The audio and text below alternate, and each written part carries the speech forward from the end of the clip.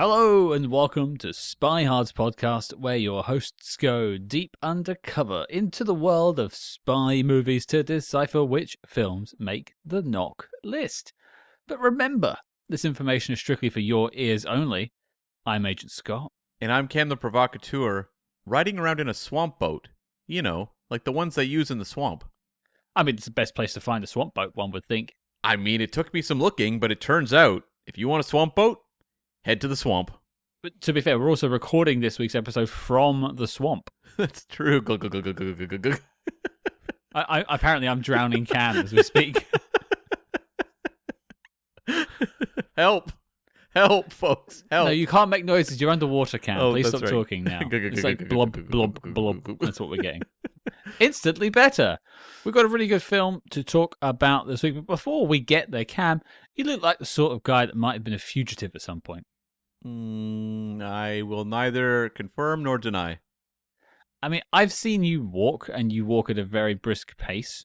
Right? Yes, that's true. So I think you could definitely like get a bit of distance if you were on the run. I think you'd give them a run for their money against some U.S. Marshals, if you know what I mean. I don't know what you mean. Oh, that's true. Actually, what's the Canadian equivalent of U.S. Marshal? Did the Mounties do it? I guess so. I guess it would be some sort of like Mountie division, yeah. Man, I want to be chased down by Mounties. Who doesn't? It just sounds idyllic. Like, I don't know why. Right? Right? They're riding a moose. Yeah, in those majestic uniforms, yeah. Yeah, if someone's going to pin me down, I want them to be wearing red velvet. They wore red velvet. And on that note, folks, let's get to the review. Well, Cam, it looks like we've got ourselves a fugitive on our hands. You have too much enthusiasm there, Scott. You gotta bring it down a few levels. We got ourselves a fugitive. More weary, more so tired. Like us at the end of an episode, basically. Yeah, like, we got ourselves a fugitive. See you next week, folks. Exactly, yes. Okay. So with that passion... You gotta be a bit nonplussed. Oh. You gotta be very nonplussed. What is that magical voice? Oh, it must be our guest this week who's coming in to help us track down this fugitive, making his, we worked this out, 4th appearance on the show, I think? Mm-hmm. Mr. Nathan Flynn. Hello, sir. How are you?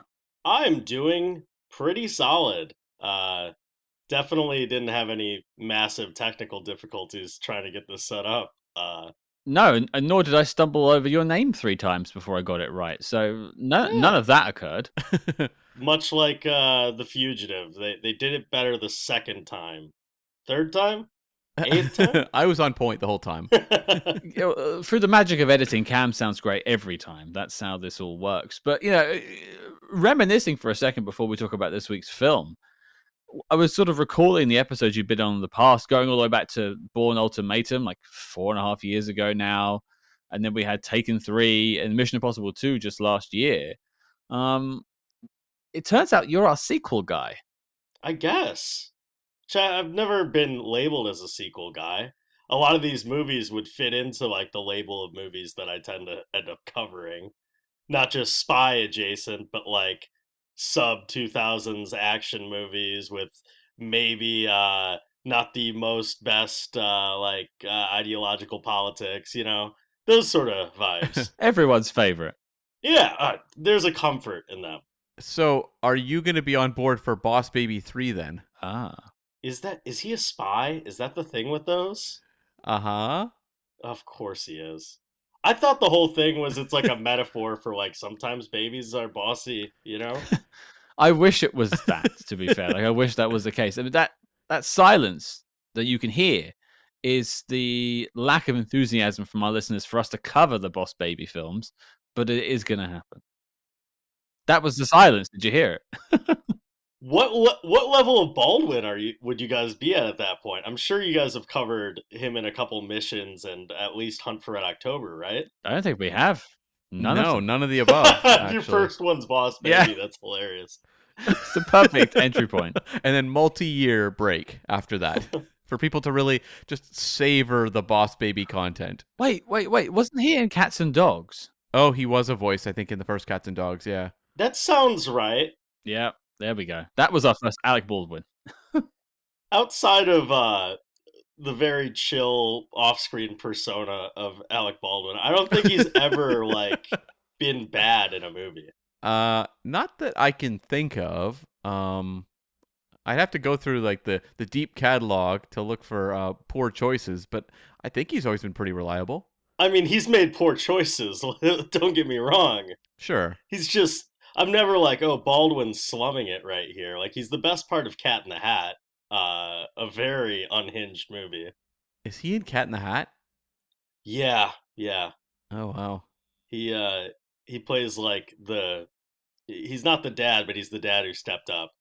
Oh, okay. Hello and welcome to Baldwin Hards. I'm your host, Agent Scott. And I'm Cam the Provocateur, exiting this program. And unsubscribe. We're out of here, folks. Well, yeah. So we've officially like designated you our sequelizer. So congratulations, that's your new title going forward. Yeah, are the Equalizer movies up for grabs there? I think they might be in our targets at some point this year, actually. Oh yeah. Good movies. Because they're getting a fourth and a fifth as well, like all kinds of Equalizer action. They need to make him till he dies. I mean, they will. They will. They should. If he has any say, yeah, they will. But speaking of sequels, and speaking of fugitives, Cam, what on earth are we talking about this week?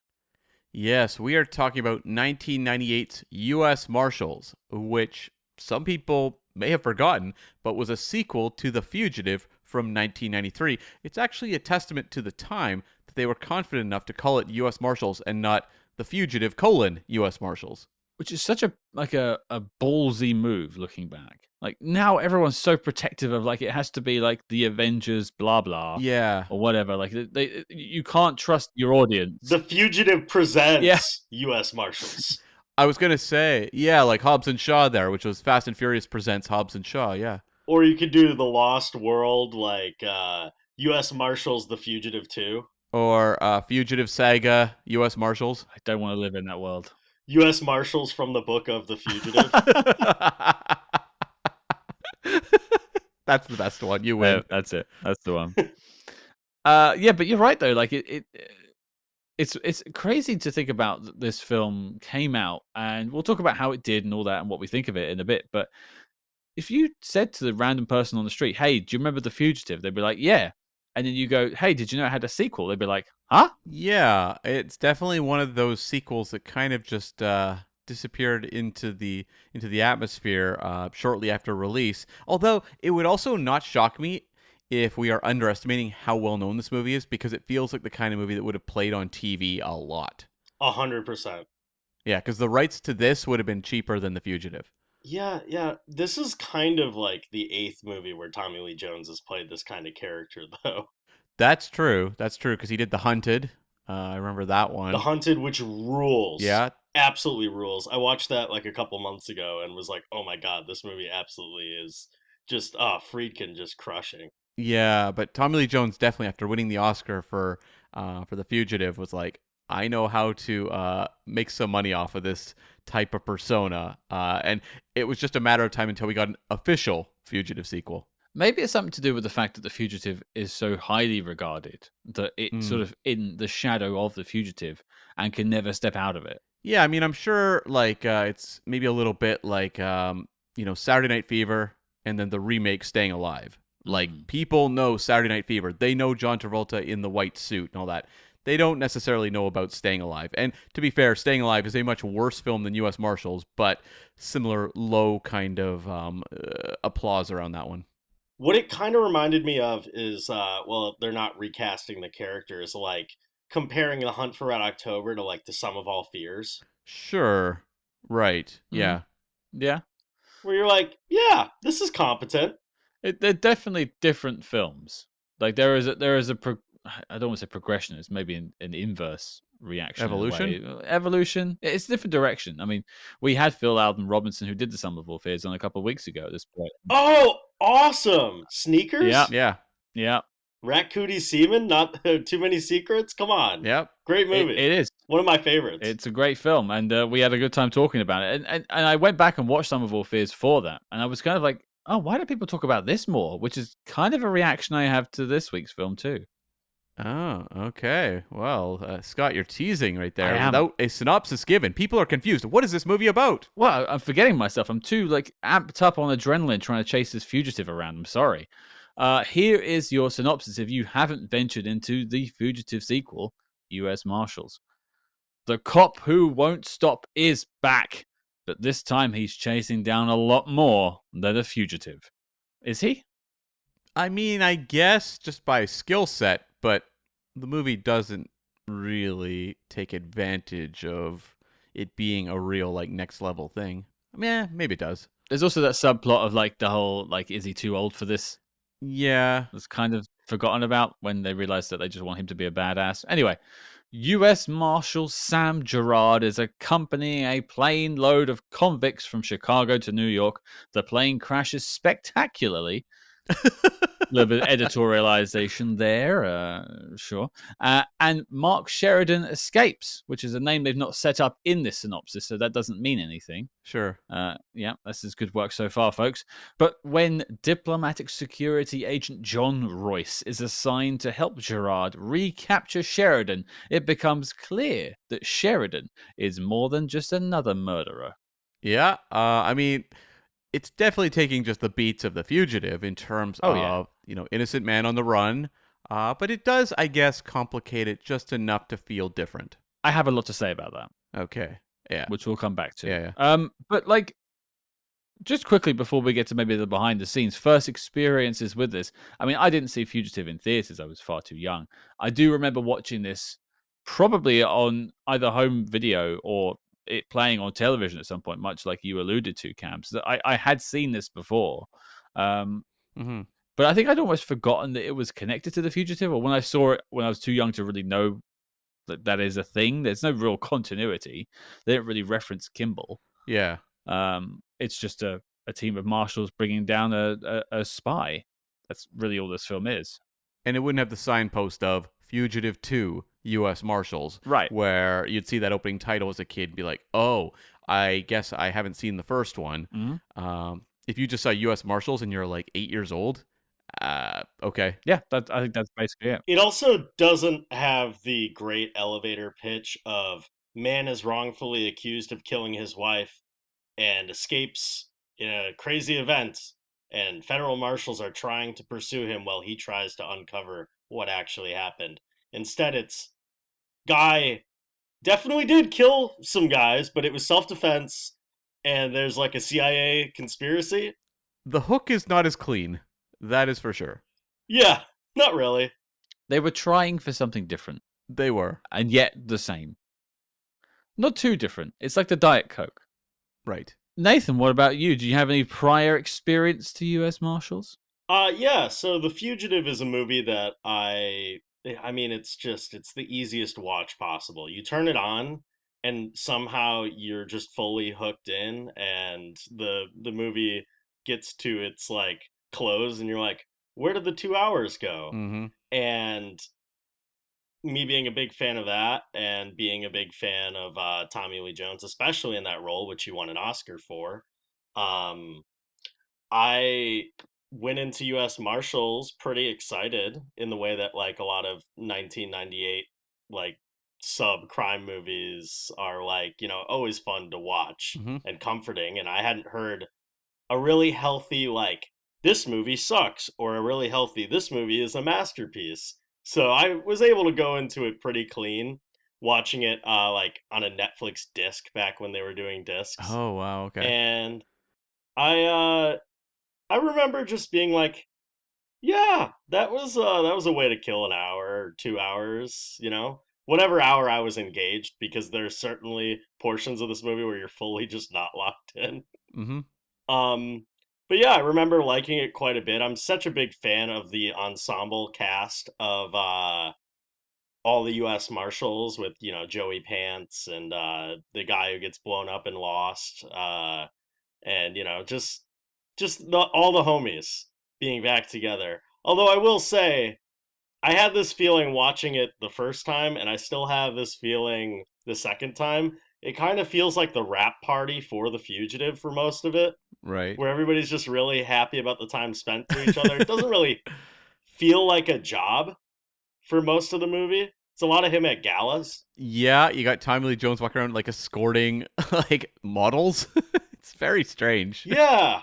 Yeah, and they're constantly like, "Oh, you're a hot shot." And it's like, "Well, I didn't really know that he was a hot shot. He just sort of comes in like a wrecking ball into The Fugitive.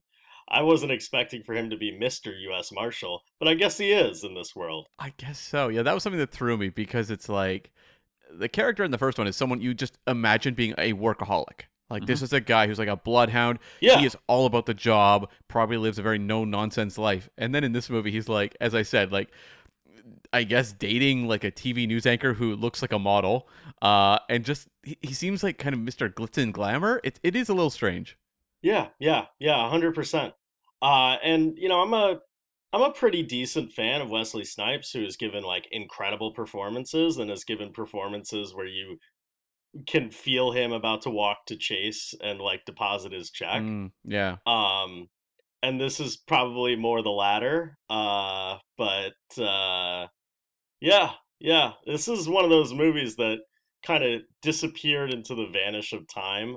I do have quite a bit of time for the director, Stuart Baird, who is the editor on most of Richard Donner's films. Yep. And, he did Die Hard 2, Robin Hood, Prince of Thieves, and he directed a couple different movies. I'm sure you guys have a lot to say about one of his movies that he directed, Sure. knowing your other thing, Star Trek Nemesis. But I'm a big fan of his debut, which is Executive Decision. Yeah, it was very efficient, like really well-made action film. Yeah, it's like it's kind of like we have Die Hard 2 at home, or we have like Tom Clancy at home. Yeah. But it's like it's rock solid. Yeah. Yeah, I mean, for me, with U.S. Marshals, this was a movie I saw in theaters. I think went opening weekend, and I remember like the reviews were not great. And I remember they really took issue with Tommy Lee Jones in the chicken costume. Like I remember that was a big thing. They were just like, yep, they don't understand the character in this film. And it really was like something that was pointed out a lot.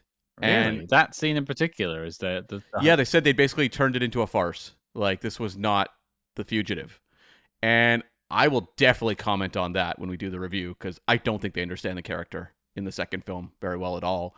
But this movie, I remember walking out of the theater and being like, that was fine. Like, it really didn't offend me, but I remember thinking it was more convoluted than the first one. And it didn't have... The thing was, the first movie you had Harrison Ford as your lead, and it was very much a Harrison Ford film. And with Tommy Lee Jones taking the leading role in U.S. Marshals, yes, you have Wesley Snipes, but they're putting more of the focus on Tommy Lee Jones, which made the Fugitive plot feel less essential than with the first movie, which I remember definitely kind of feeling when I was watching the second one in theaters. Like, it didn't have the urgency the first one did. It's kind of like cat and mouse, but like we're mostly focused on the cat, and then the mouse will show up for a little bit, say something about CIA politics and whatever, hang up the phone, and then get subbed out for a stunt double of the mouse. Yeah. I mean, I've got a bit to say about the choices they made with Wesley Snipes and that character, and things I probably would have done differently, but we'll come to that. But I kind of wonder, because we mentioned how this is a maybe slightly forgotten sequel to The Fugitive, but how did we get from The Fugitive to here? Well, I mean, The Fugitive TV show came out in 1963. It was created by a Washington-born novelist and screenwriter named Roy Huggins, who'd started out in the late 40s. His first film was a noir film called I Love Trouble, which was based on a book that he wrote. But he kind of specialized in crime films, noirs, and then after a couple of years, maybe 10 years or so, became a power player in television. And that's kind of at the dawn of TV in the 50s. And he is creating shows. He created shows like Maverick, which would be made by Richard Donner later on, starring Mel Gibson. He created good movie. Yep, he created Bus Stop, which was a long-running sitcom based on the Marilyn Monroe film Bus Stop. He created the PI drama 77 Sunset Strip, which was a big deal in its time, and also something called the Rockford Files. Ah, not a show I've seen, but one that has a legacy that I've heard of. Yeah. I do just have to get in a tiny dig and say that Maverick is the second best movie with Maverick in the title. That's fair. You had to include that.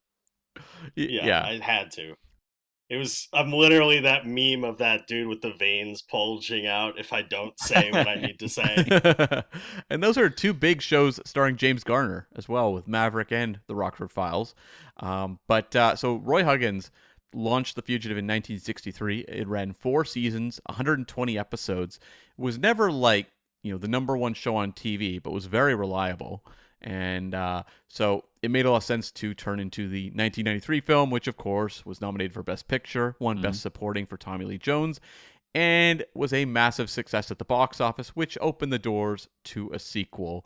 Now, I could not find a lot of production details on U.S. Marshals, which is kind of strange because it's not that long ago. They would have been doing a lot of press around that time. It's a fairly big budget vehicle at the time. You'd think there would be more to it, but I do remember murmurings that they were trying to develop a Fugitive 2 in some form, and I think they were trying to lure Harrison Ford at certain points, and that just never went anywhere. And so... Well, it would make no sense. Like, right. Why would you do this? Yeah.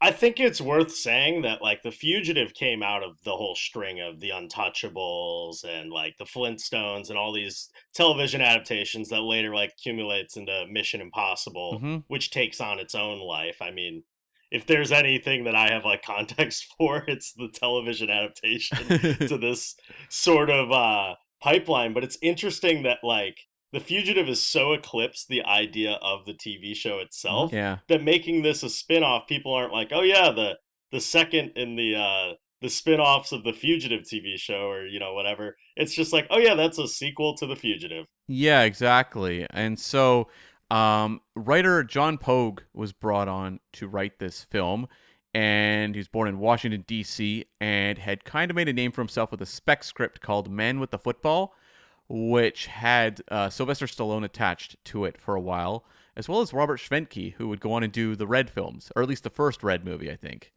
Yeah. Yeah, maybe it was. I think it was the first one, because I think Dean Parasote did the second.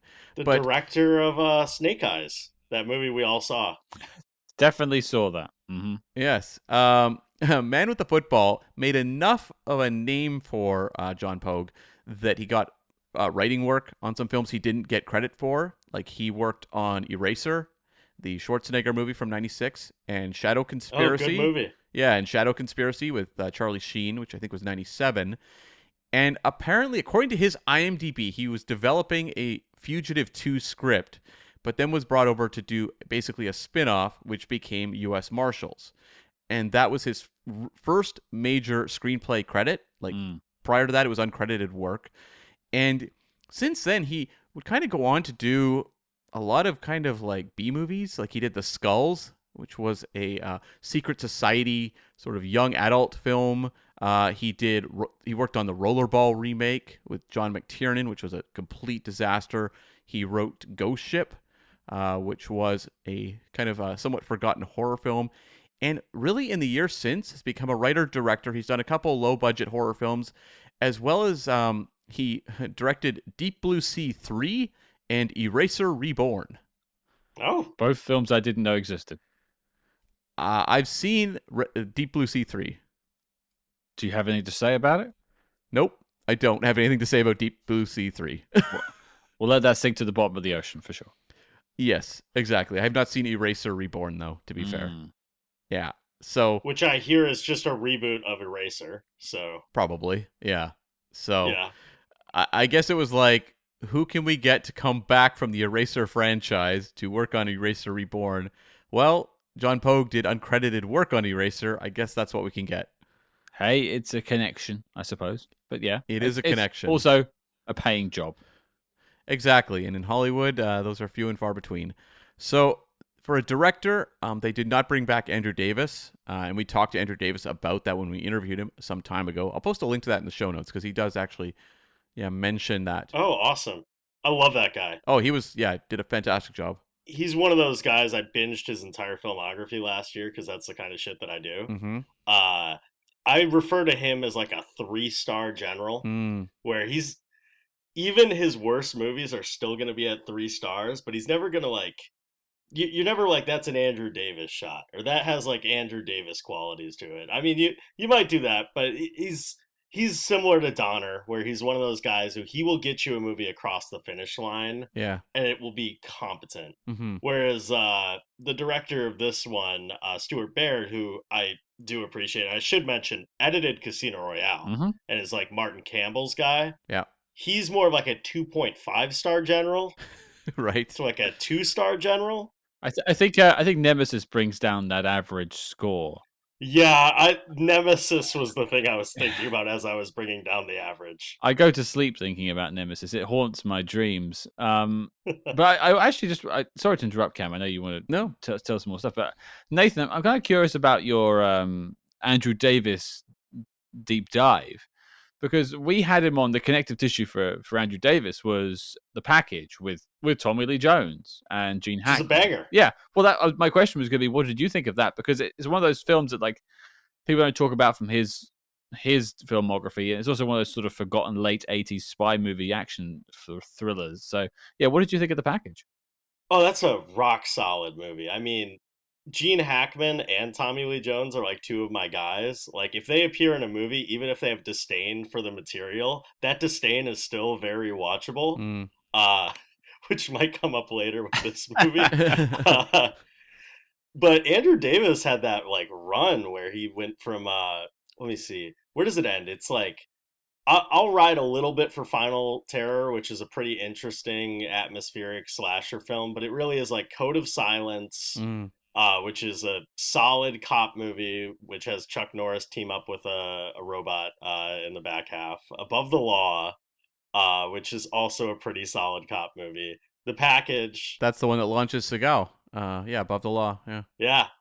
And then you got Under Siege, which, puts him, and, then again, working with Tommy Lee Jones. Then he does The Fugitive, which is like obviously his big moment, where you're like, this is a guy who can deliver like a steak. And then he did Big Little Steel, which I just realized I haven't seen. So I'm a liar when it comes to my run of Andrew Davis movies. Then he does Chain Reaction, which is a movie that I certainly watched and remember kind of some of the plot too. It's also very Fugitive coded. Yeah, it is totally big time. Perfect Murder, which feels like it should be an erotic thriller, but really isn't. It's kind of just Dial M for Murder with Michael Douglas and Gwyneth Paltrow. And Collateral Damage, which is one of those movies that got like fucked over by 9/11, where he plays a firefighter who thwarts terrorist attacks. And Holes, which is a movie that I have a great deal of respect for and is very well made. And then The Guardian, which you talked about deep dive. I just simply wanted to get to The Guardian, which is not a great movie, but by the end of it, you're just like, I have so much respect for, what are they called? Coast Guards. Right, and there's a lot of deep diving in that work, too. Yeah, you're like, I know one thing to be true, and it's that every Coast Guard is a hero. Yeah. I mean, he's a filmmaker that I think out of The Fugitive, everyone was like, this is going to be the next, or the big name in action going forward, and just didn't quite get material as strong as The Fugitive in the years that followed. But in the case of this film, he's obviously not here, so we have Stuart Baird, who was an English-born editor primarily, and started out as an assistant editor working with Ken Russell on movies like Women in Love and The Devils, and then shifted into being a primary editor on a 1973 Kirk Douglas TV movie of Dr. Jekyll and Mr. Hyde, and then jumped into the Who film directed by Ken Russell, 1975's Tommy, which was a big deal for him, and Scott is shaking his head in sorrow. I just don't get on with that film. I think I've watched it twice in my life, and I just think like this is an absolute like I was going to say LCD, no, LSD trip of a film that if you're on LSD and you really like the music, then you're going to love. But if you aren't on drugs and you don't love that music, you're just like, this is a migraine. So I'll enjoy it the more I sit in this enclosed room. Yes, Got it. yes. I remember when I was a kid, my mom really wanted to show us this movie. It's a generational thing, I think, because I was shown by family members from a couple of generations before me. Yeah. Yeah. We never watched it. My sister Janine and I always put up a fight about watching Tommy. I mean, from what I'm reading about him, he becomes just a full-on Warner Brothers guy, probably after the Lethal Weapon movies, because he works with him on Lethal Weapon 2, and then proceeds to do Die Hard 2, Robin Hood, and then becomes one of their go-to, like, I I'm just going to assume we don't have a director for this. Stuart, can you can you do us a solid? Well, I mean, he'd worked with Richard Donner initially and done like The Omen and Superman. Got an Oscar nom for Superman. Got an Oscar nom later on down the road doing Gorillas in the Mist, the Diane Fossey biopic. And yeah, it was like this streak of films, and then he finally got to direct with 1996's Executive Decision. And I think the thing was that movie was well enough made and efficient, brought in on budget, was successful enough that it got him the seat for U.S. Marshals. And then U.S. Marshals happened. Yeah, U.S. Marshals comes out, and then it's like 4 years later he does Star Trek Nemesis, and then it's back to editing. And since then, he's done movies like Casino Royale, which Nathan mentioned, but also Skyfall, Salt, and Tomb Raider. Yeah. I feel like I've always been a bit biased towards his work just because of Nemesis and seeing that in theaters. And I remember famously, my family, I lobbied to take my family to go see Star Trek Nemesis instead of, I think it was the Two Towers, Lord of the Rings, or one of the Lord of the Rings films, and they never forgave me for it. Right. Yeah, I mean, it was a franchise killer for TNG on the big screen, and it was just, I think, ultimately a bad pairing of director and material. I just don't think it was the right choice, and he got that, I believe, because he'd done editing work to kind of save Lara Croft Tomb Raider. That's I think right. he's uncredited on, but because of that, he got the seat to do Star Trek Nemesis. Yeah. Okay. Yeah, if Jan de Bont is like, we couldn't get John McTiernan to do this, he's really like, we couldn't get Richard Donner or Andrew Davis to do this. Yeah, good call. Yeah. You know? Yeah, it's kind of like the John Pogue directing Eraser Reborn. Who did Eraser? Is that Chuck Russell? It is Chuck Russell. Yeah, you're right. Hey, Yeah, I don't lose my fastball. that's right. And so this movie was seen as more ambitious because they said it had more locations than The Fugitive, and so it was a elaborate jigsaw puzzle to put it together. And I would say, like, you look at the plotting of this one, it is trying to be much more elaborate than the first film. Well, they're trying to weave a spy story into it, which oftentimes have a certain element of complexity to them, or they like to think they do. So I think that's part of it. Yeah. Now, Wesley Snipes was familiar with Stuart Baird because Stuart Baird had edited Demolition Man, and Snipes really dove into this role.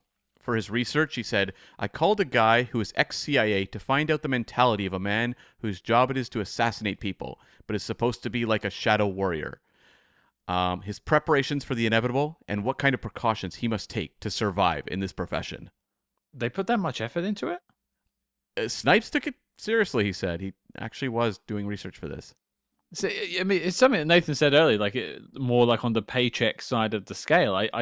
We'll get into his performance perhaps, but I genuinely felt like that was more where he was coming from with this one. Like in terms of investment, it was Tommy Lee Jones I always had at the top. Mm. Snipes is one of those people who does a lot of work and it will often not show on screen, or he will talk about the amount of work that he did. Like Blade Trinity, I believe he only wanted to be referred to as Blade on set. Yeah, and he would only communicate with the director through Post-its. Yeah. Come on. Yeah. We've all heard the same Patton Oswalt story about that, and he's a fascinating figure to say the least.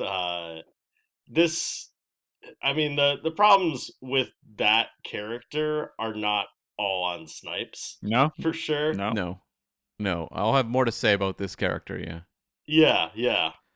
And it's also like at a point where Wesley Snipes' career is about to take a downturn because it is odd when you look at his track record. In the 90s, Wesley Snipes is huge.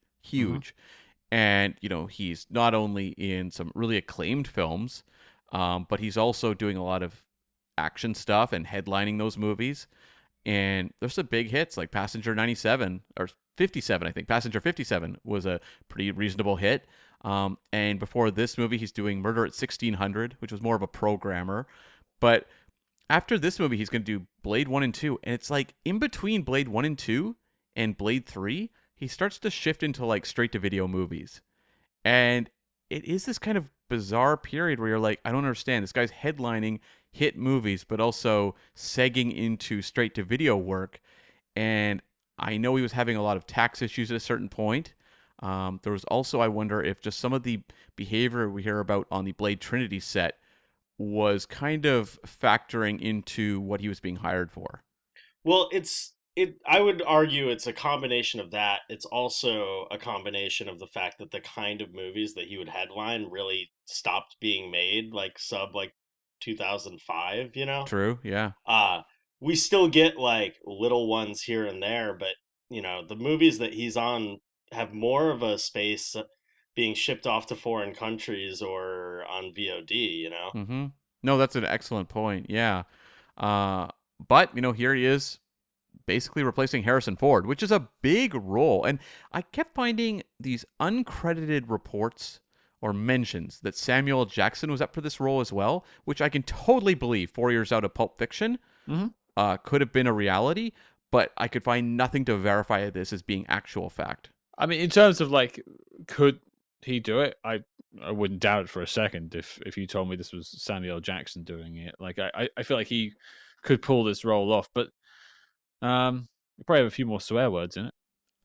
I can also see his name being at the top of any list of like, who do we want in roles? Like, who do we want for this role? For sure. Yeah. Yeah. I mean, the tough thing with this character, and we'll probably get more into this later on, is that the thing that works so well about The Fugitive is that you empathize with Harrison Ford almost instantly because he's Harrison Ford, and you already have the built-in relationship between him that you have as a screen presence.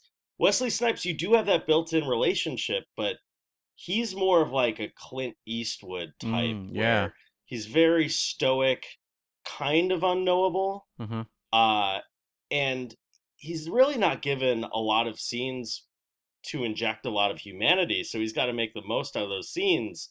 And in those scenes, he's more stoic and frustrated than he is like... You don't have a scene like in The Fugitive where Harrison Ford goes out of his way to save a kid. Yeah. When he very well could have been like beat down. And that's so crucial to you rooting for the guy by the end of it. And also, like, Wesley Snipes was just like really cool. He was like one of the coolest actors in this time period. Whereas like Harrison Ford, he was cool too, but he has a vulnerability. In Wesley Snipes, you don't see a vulnerability. And in a situation like this, where it's someone on the run, they've lost every bit of comfort in their lives, you want to feel a little bit like they're suffering. And I don't know that Wesley Snipes communicates that. Well, yeah, Harrison Ford was on a run of like, I'm a guy whose life is being made a living hell movies. Like he had his not Ransom, Frantic, is that what it's called? The Roman Polanski one. He's got oh my gosh, Presumed Innocent. Just all this great run of really rock solid, like, my life is being made a living hell movies, and he's kind of the king of that. I don't know who you really cast. I mean, Sam Jackson is a good comp. I could see him probably doing like a Changing Lanes style performance. Sure, yeah. But it's really just a problem with the way this movie is scripted and the way you receive information in this, that he's not hard to root for, but hard to know. Yeah, it is like that was one of the points I circled about the character, and as I say, we'll get into it more. But like, I think the huge failing is with Dr. Kimball, you get a good sense very early on that he is innocent. Whereas I think this film, U.S. Marshals, almost to the point tries to obscure Wesley Snipes' motivations, and he also does stuff like that you question, and that shouldn't be the motivation of someone who is innocent. You're not portraying him as that. You're portraying him as someone who's like shadowy, cloak and dagger world of spy. Everything's in grays, which is true to life. But like, you the thing about The Fugitive that works so well for me is it's got two people you're rooting for. Mm-hmm. Mm-hmm. Sam Gerard, you want him to get the bad guy, but he's not a bad guy. Dr. Kimball, you want him to get away and like prove his innocence. This I don't find myself rooting for the Wesley Snipes character. Yeah, he also, if he's being screwed over by the people that kind of like forced his hand to do what he did, you'd expect him to be more angry, and he seems more like frustrated. Yeah. And his rage is just not really shown well on screen.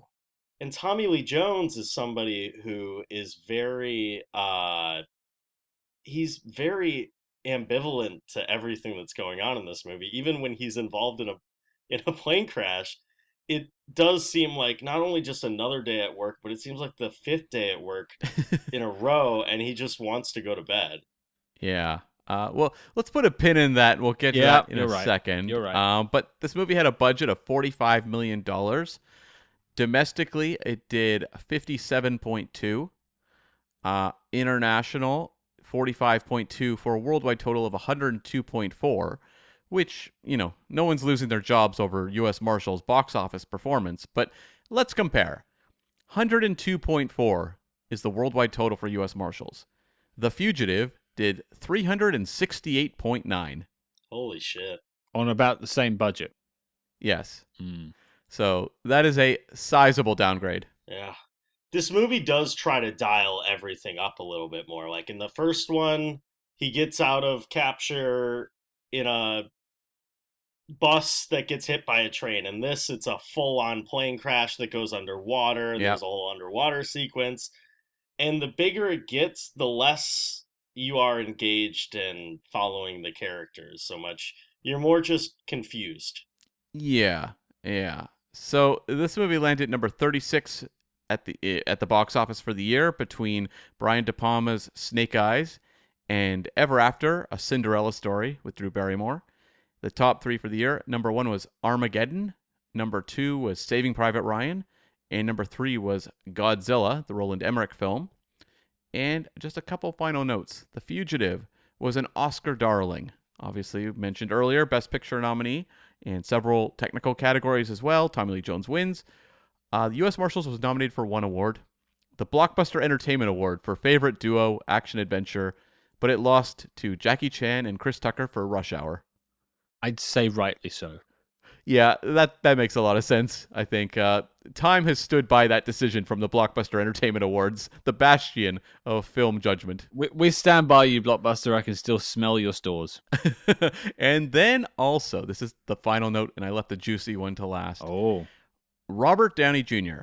Not a fan of this movie. Oh. And in a book by Ben Falk called Robert Downey Jr., The Fall and Rise of the Comeback Kid, they had an interview with Robert Downey Jr., and he said he would rather wake up, and this is where the quote starts, "I'd rather wake up in jail for a TB test than have to wake up another morning knowing I'm going to the set of U.S. Marshals." And then he follows, "It's possibly the worst action movie of all time, and that's just not good for the maintenance of a good spiritual condition." I mean, taking the hoo-ha of the last sentence out, I we'll talk a little bit more about Robert Downey Jr. He was going through troubles in his life at this point with substance abuse and things like that. What do you guys think was the issue he had with this film? Because I don't think it is the worst action film I've ever seen in my life. I think he was in a bad place. He said he made the movie because he wanted to make the type of movie that his kids might watch. Sure. And enjoy with him. And he, I think, was unhappy just in his life and unhappy making this movie, and carries that with him because he was asked about his experiences later by the AV Club. Okay. And he said, "I don't remember anything about U.S. Marshals except that we were running around and pretending like we could ever hold a candle to the Fugitive." I mean, that's what I really was clocking with his whole statement, and just few things that I know about Robert Downey Jr. later down the line in the Marvel movies is when he's at the apex, he wants to do as little work as possible. Mm-hmm. Case in point, with Robert Downey Jr. in, say, Iron Man, he, after a while, doesn't wear an Iron Man suit. He would just show up to set in a hoodie and be like, this is going to be an Iron Man suit. And then they will do the CGI and the nanotech and everything. And it's made those later Marvel movies, which are still quite good. You can sort of tell the relaxedness that he has when he's in the suit. Um, and this sounds like a lot of him running around in a project that he kind of already could sense was not going to be anything that would be high in his career. Yeah, I think it's very telling he signed on recently to play Doctor Doom, where he will be in a metal costume for most of the movie and probably played by another actor. Mm-hmm. Mm-hmm. Wow. God bless the amount of money he's going to make. Generational wealth.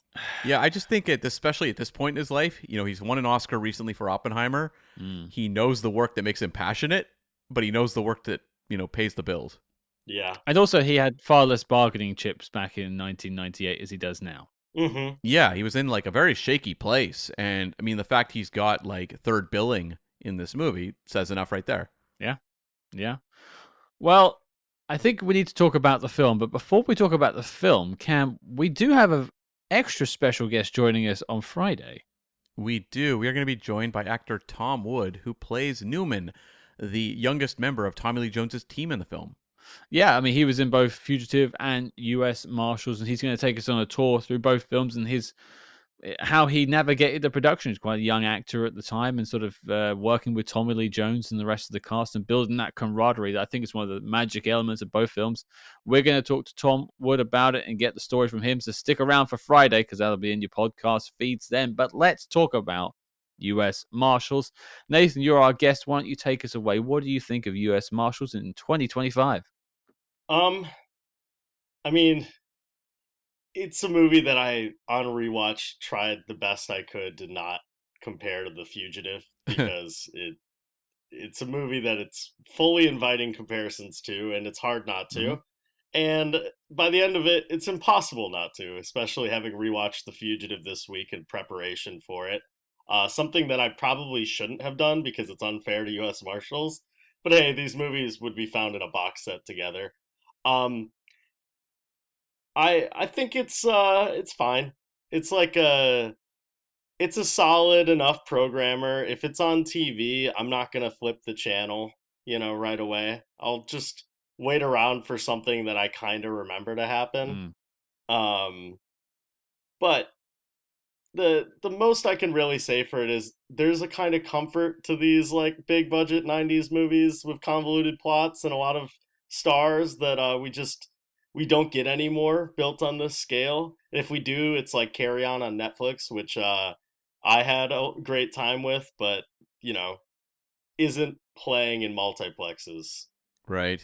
Yeah, I think that's pretty fair. Pretty fair. Yeah. It's one of those like, they don't make them like this anymore, but also not that good. Yeah, it's interesting because it does follow a lot of the beats of the original in a way that feels of its time, where sequels were like kind of lesser affairs. We mentioned Die Hard 2, which Stuart Baird edited, and I enjoy Die Hard 2, but it's a So do lot. I. Yeah, but it's a lot of how does the same thing happen to the same guy twice? That kind of thing. Like they're acknowledging they're kind of running through the same beats as the first one, and they're doing that here as well, as opposed to doing something which would be more common in a sequel now, where you try to shake things up more. Yeah, it's at its worst when it's like a rap party for The Fugitive. When it's just like all the US Marshals being like, "Oh, Sam's wearing that outfit," because it does not have the same energy as all of the sequences that we get in The Fugitive that I love so much, where you can like you quote the workplace banter. In this, you're just like, actually, I'm still pretty unclear on what's going on with Wesley Snipes. Can we go back there a little bit? Because I really need to like figure this out. And the more you know, the more you're like, well, so he did do it? And it's like, well, not exactly. Well, he did, but it's just it's not clear enough in its here's who you root for, here's who you don't root for. And I don't need a movie to tell me who to root for, but I at least need a movie to coherently explain who the characters are in relation to each other. And I never really got that with this movie, sadly. Mm-hmm. I think it's I'll probably sort of bounce off that into my thoughts a little bit. I purposely didn't rewatch The Fugitive this time. I have watched The Fugitive in the last sort of 3 years. I'm fairly certain. Since COVID, I've definitely watched it. But I just watched U.S. Marshals this time, and I think that does help the viewing experience. Although you're right, this is probably released in a box set somewhere, and you're kind of expected to watch them in a row and treat it as a sequel, not as its own standalone story. But like, for me, I'm surprised in many ways. Like, I'm surprised that there are some really capable action sequences in this film. I think of the graveyard shootout. I think that's really well put together, really nicely shot. And the whole plane coming down, like that, and landing and falling apart. The underwater sequence, it was like done on a gimbal and stuff, apparently. Like, It looks great. It looks great. Yeah, it does look great. Yeah. But then, like, I'm disappointed on the other hand, because I feel like it has no confidence in being a sequel. Like, it isn't trying to tell its own story. It's trying desperately to, like, I don't like saying member berries. I think that's like a lazy way of saying this sort of thing. But it is calling back to The Fugitive in all the worst ways, because all it's doing is pointing out to you how good The Fugitive is. Well, it's like you have that scene where Tommy Lee Jones shows up after Wesley Snipes has disappeared, and there's like the lawman who's kind of stumbling through, telling his people what to do. Mm-hmm. And you've got Tommy Lee Jones standing there looking exasperated. The whole audience is like, we know what Tommy Lee Jones does in these movies. He starts barking orders, and everyone starts hopping too. And they're like, it's basically the movie acknowledging the audience, which is not something I feel like belongs in a Fugitive movie. Like, the Fugitives have a certain self-seriousness, and this movie undercuts that. We also really don't have like a clear template for what a Fugitive movie is at this point. And nor should we really, because I don't think The Fugitive is a movie that's worth sequelizing. It's kind of one of those, it works once, and then you can cast Tommy Lee Jones in characters that are kind of like this in other situations. Like, I think of Double Jeopardy with Ashley Judd, where he's basically, it's like, I didn't kill my husband. And he just is like, I don't care. Yeah. And that's a better sequel to The Fugitive than U.S. Marshals. But the big thing that you were saying with the member berries, I saw your skeptical face, Scott. Rewatch Double Jeopardy. It kind of holds up. Well, we'll come back to that maybe. But it's more my theories on like how we would improve this and how we'll come back to that. But I will say, this movie has a reverence for The Fugitive, and The Fugitive doesn't have a reverence for The Fugitive. The Fugitive is a pretty like propulsive, very like it doesn't look back, it always looks forward at what the next thing is. This movie is like, remember when we caught that one guy? And they don't really do that, but it feels like that at every given moment. Yeah. It's always trying to echo a better movie that it has a deep reverence for, and it kind of reminds me of like the later Ghostbusters movies. Oh God. Where you're just like, this has such a deep reverence for a pretty irreverent film that like, we're not like, the Ghostbusters aren't like, hey, remember when we took down Slimer? Like, it's just a job for them. Mm-hmm.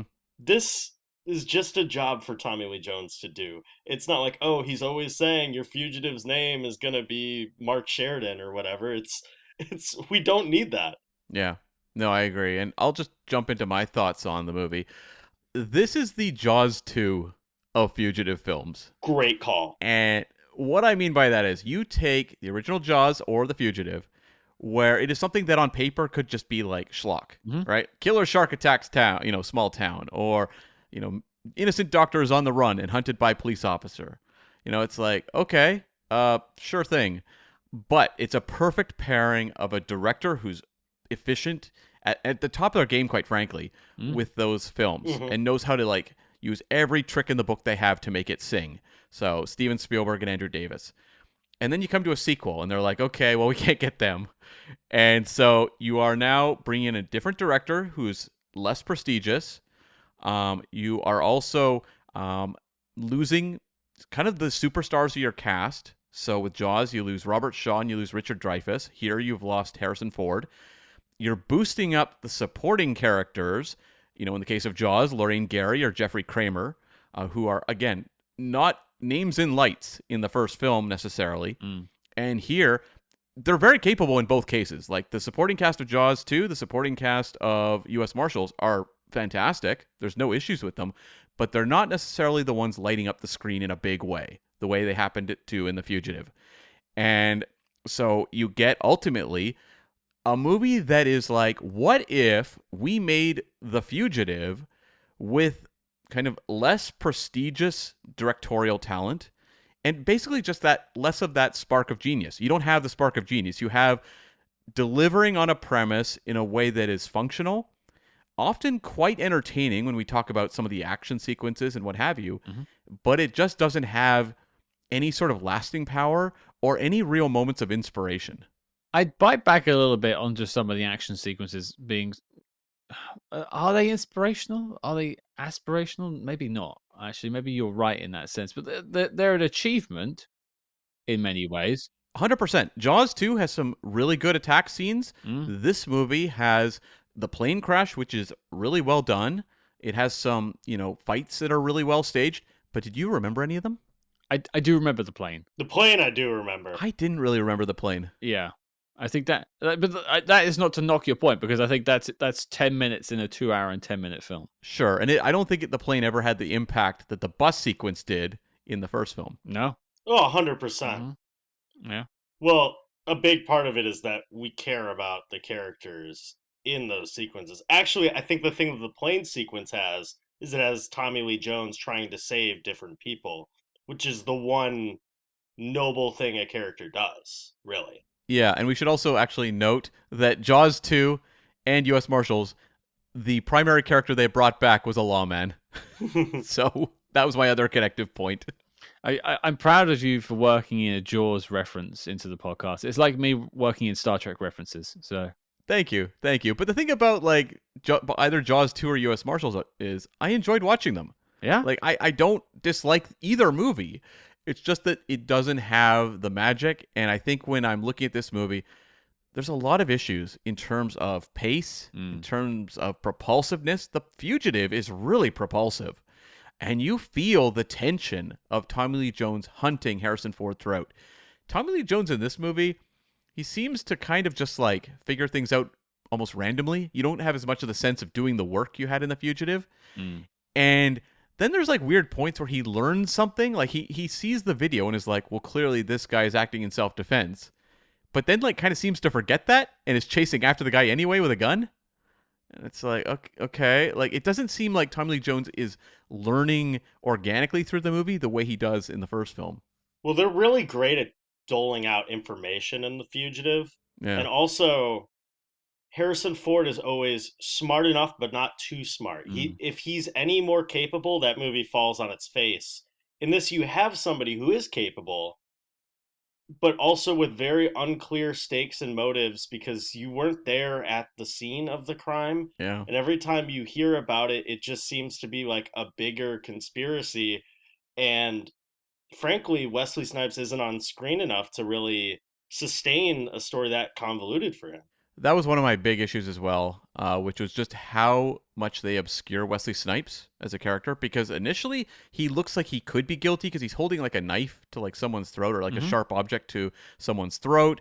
You don't have the clear-cut signs that he is innocent the way you had with Harrison Ford. And we also see Wesley Snipes' character has way more resources, because he has contacts who are giving him passports and money and all this sort of stuff. His girlfriend's there as well, who's supporting him, hiding him and stuff like that. Yeah, that's right. Yeah, he also just has, because he is a spy, a skill set that far outweighs the survival abilities of Harrison Ford's character, Richard Kimball.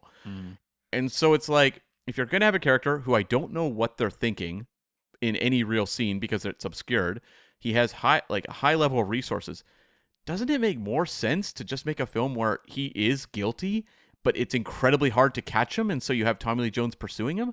You've just spelled out what was going to be my suggestion to how you improve this film. It is literally that. You have Wesley Snipes as a spy, great, but he is a turncoat spy that's being tracked down by the U.S. Marshals. Yeah, I mean, basically, it's the package. The package, yeah. It's the package. Just do the package. Although I don't know if anyone was saying that in 1998. Package 2. Package 2. The bigger package. What do we want? Packages. I'm going to go back in time and start saying it. Okay, well, yeah, we've clearly got our ups and downs with the film, but let's talk about the things that we like. Let's celebrate, because it's dang hard to make a movie, and boy, do we miss movies like this nowadays. Nathan, why don't you lead us off? Something you think is really great about U.S. Marshals. Tommy Lee Jones is never bad. Yeah. I fully he's more weary than he was in the first Fugitive. I mean, there's definitely, he's pulling it off the shelf, but it's always great. I love it whenever I see it. I know we were kind of like, I can't remember if this was off or on mic, but talking about him in the chicken suit. Yeah. And that's just a fun image to see, you know? I just looked at it, I'm like, oh, I forgot that's the way we get into this movie. I thought it was weird, though, that they give him the chicken suit, and you're like, okay, fine. And it was originally going to be a priest outfit, but then they turned it into a chicken suit. Well, it's the French Connection, right? That's what they're riffing on? Yeah, basically. Yeah. French Connection, he's Santa Claus, but yeah. But they, make 3 different points in this movie to put him in a silly outfit and comment on it. And I'm like, why? Why are they taking this character who is, really, fearsome and intimidating in The Fugitive and being like, how do we make him look silly in 3 different scenes? It's a bit of Flanderization, for sure. Mm-hmm. I will say, I think Stuart Baird is competent at making set pieces, and I think the plane crash is pretty well rendered. It's not like in my top 10 plane crashes in a movie. I mean, it doesn't hold a candle to say Zemeckis's Flight or Castaway, or I don't know that I remember the plane scene in it, but oh my god, do I ever love the Liam Neeson vehicle nonstop. Good movie. Highly recommend. There's a really scary one in the Nicolas Cage movie Knowing. I remember that was actually really fantastic, yeah. Yes, there is. Yeah, that one is really, really frightening. Actually, Liam Neeson movie with a great plane crash scene, The Grey. Oh, yeah. Also. Yeah, that's right. Or Alive from 1993. That one I still haven't seen. I need to watch that because it sounds up my alley. I would add Airport if we're going to talk about that. The first one, the way Jacqueline Bisset gets thrown across the fuselage, it's terrifying. That's a really great sequence in 1970. Superman Returns has a really good one. Oh, when he catches it, doesn't he? He stops it from falling. Yeah. But let's talk about Tommy Lee Jones, because he is. I mean, one thing I love about this whole fact that this film exists is because the power of his performance in The Fugitive basically manifested this sequel. Yeah. That is rare, and that's pretty dang cool. I think it's just a shame that what he's handed in the script is not up to scratch to what he was working with before. And I think Tommy Lee Jones is still turning up and putting it as much as, maybe not as much as he can. I think he probably knows what film he's in, but he isn't phoning this in either. No. And I think the movie often doesn't know how to use his character, because I mentioned the silly outfits, and they put him in an action situation late in the movie that I'm just like, this doesn't feel like Gerard. Gerard is a thinker. Yeah. It's the hardest guy to outthink, and yet I have him taking a huge dive into a grainage container, grain silo or whatever it was. Yeah, and I'm watching his stunt double have a fist fight with Robert Downey Jr. and it's Tommy Lee Jones is clearly not up to doing this, and so they're trying to make him look like an action hero. Whereas you look at the first movie, it's tense, where you have his team going through that laundromat or the laundry facility looking for Richard Kimball. It's not high intensity fisticuffs. It's the tension of catching someone. And I think the way they kind of turn Gerard into an action hero at the end, it just doesn't click with the character. But Tommy Lee Jones does his damnedest to make it work. Yeah, I'm just reading his little run from The Fugitive over to U.S. Marshals, where in between he's got Men in Black, where I will argue he is very dialed into those action scenes. It's fantastic in Men in Black. I still have never seen Volcano or Dante's Inferno, which I should. Volcano is not great, and there's actually no volcano in it, which is, I guess, there technically is, but there's not what you think of as a volcano in that movie. Then you got Batman Forever and Blown Away, where he's rocking the house in it, just going insane. He's terrible in Batman Forever. I like Batman Forever. I like that film. I was very young when I saw it. I actually think he's good in Batman Forever. I think that is the worst villain performance in any Batman film. Whoa. That's right. I'm throwing it down. I'd have to think about that, but I don't. I don't know who he's playing. He ain't playing Two-Face. He's trying to play the Joker. Well, hang on. Peel yourself away from like canon or whatever you want to call it. Like he's playing a villain. Like that's Yeah, but he's he's really bad in that movie. He's just screaming. I think he's having fun. I think it's a fun performance. I don't think that he is playing a district attorney who later becomes disfigured and is focused on morals and justice. I mean, at one point he like can't kill Batman, so he proceeds to keep flipping the coin until he can kill Batman. And I think he's just trying to outdo Jim Carrey. I think he's at a certain point locked in an ego contest with Jim Carrey and is just trying to scream over top of him. I agree, but it's still kind of entertaining. I disagree. I understand how people could not like his performance in Blown Away. It's probably like an insensitive performance, but he's a lot of fun in that movie. Building little bombs and smiling like a stinker. Nathan, does he do an Irish accent in that movie? Yes, he does. Ah, yes, of course. I want to hear this. I watched it for the first time. He listens to a lot of, oh my God, have you guys never seen Blown Away? I've not. I have. It came out the same summer as Speed. And so it was like you had your two Mad Bomber films and Speed ate Blown Away's lunch. Yeah, I agree. It's, he's more in the zone that he is in Batman Forever and, Under Siege than he is in, The Fugitive, or The Client was the other one I was going to mention, where he is. Oh, that was good. He's also kind of doing The Fugitive again. Then shortly after that, he does Double Jeopardy, which is just him doing The Fugitive again. But of his, like, I'm playing The Fugitive again, this is kind of his worst of them. Right. It's probably because I said this very early on. It's probably because you have something to measure it up against. Yeah. Like it is, you're always going to go, oh, this isn't as good as The Fugitive. Like, I'd almost be interested as like a litmus test to sort of show 100 people who haven't seen The Fugitive, just show them U.S. Marshals and just tell us what they think. Right. Because like that's almost more insightful in a way, because we're all going to be just sort of measuring it against Kimball and Gerard from that film, and it's a different thing. But then I suppose I my pick was going to be sort of the action sequences. I have a secondary pick I'll come back to, but like, you know, Nathan, you started talking about the sort of plane crash thing as well. Like that is there's a featurette on YouTube you can go and find with Stuart Baird talking about how he put it together, and you can see the man was an editor first.